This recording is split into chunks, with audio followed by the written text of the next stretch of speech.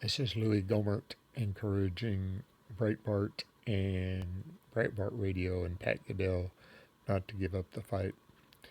Pat's got some really passionate, revealing insight on the Democratic Party, something you'll never see on Fox. Judge Gohmert, thank you very much for joining us here on and calling in and joining us here on Breitbart News Daily. You heard it right there from Louis Don't give up the fight. You're doing good. Thank you. Thanks, brother. Thank you, brother. Pat, about that, you've seen this as part of this Trump revolt was to be disruptors and Right. to really change the political culture. Right. What is your view of what the Republican establishment? We're 1 year after this. You noticed, you said that the mainstream media hasn't come. The Republican establishment has been running to Caddell's door to say, tell us what you know, because clearly we missed it. We missed the Trump revolt. Look, this is the same thing. Go back to Barbara Tuchman's March of Folly about why elites let their countries go under because they pursue narratives and beliefs, even when it's clear they're wrong, and even when they're clear there are better prospects, because it endangers their power. What you have, what Louis was saying, was, if you don't believe that the orchestrated effort of never-Trumpers, the Republican establishment, the media, and all together weren't all in some kind of silent cahoots. Tinker's never's the chance routine, by the way. And by the way, and I'm not standing up for more. I got real problems there. But I'm saying the quickness with which they came and the way they did it in their own fears. He's right. They're going to come after you. You will be, if Moore loses, which I think is a distinct real likelihood, I think that, if they're going to say you did it, Trump did it, this is an effort to get the deplorables. You're deplorable and stupid and don't listen to us. I saw this Tinker's Ever's the chance moment, go back to Hollywood Access. You had NBC with a tape they couldn't release because it would have violated the law and copyright. So they dump it on the desk of the man at the Washington Post, who has been the recipient of most of that stuff. And then the Wall Street Journal NBC poll is half done in the weekend to help accelerate the idea of disaster. All of that. None of that was accidental.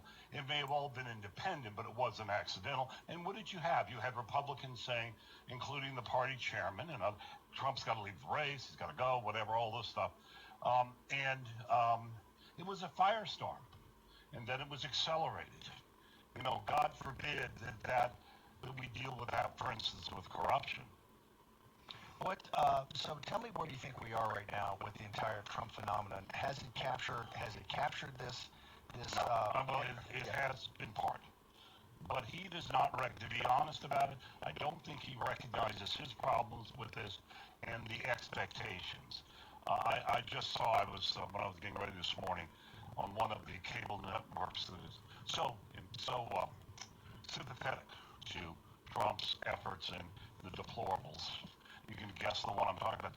They're all into, Peter Hart took them all down, a bunch of the reporters down, to meet some of the yahoos in North Carolina. There were 5 Trump people. You would have thought it was a representation of all of his voters, but it was this aspect of, look at the animals in the zoo. They're unhappy, whatever. These people have nothing but, in the mainstream, nothing but contempt for the American people. The problem is the anger in America. There is a united America, and it's let me put it this way.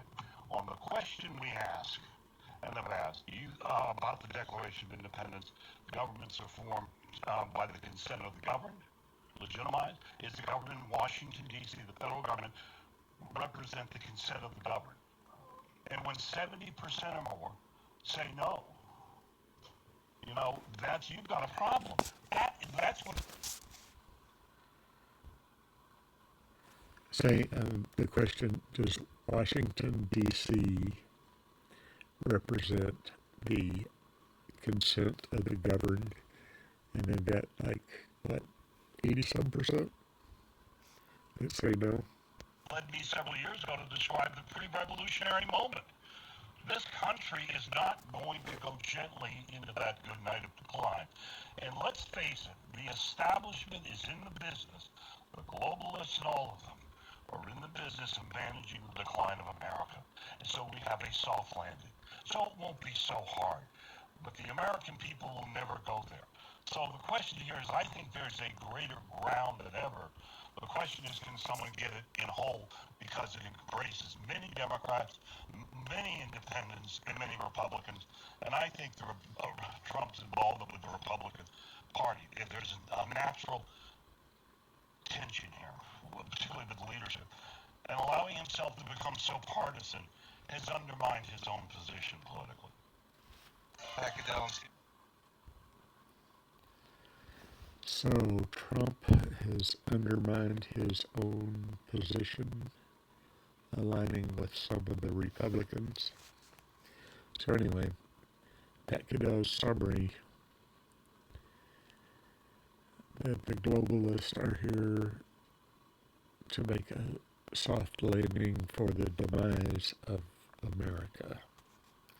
Pretty bleak.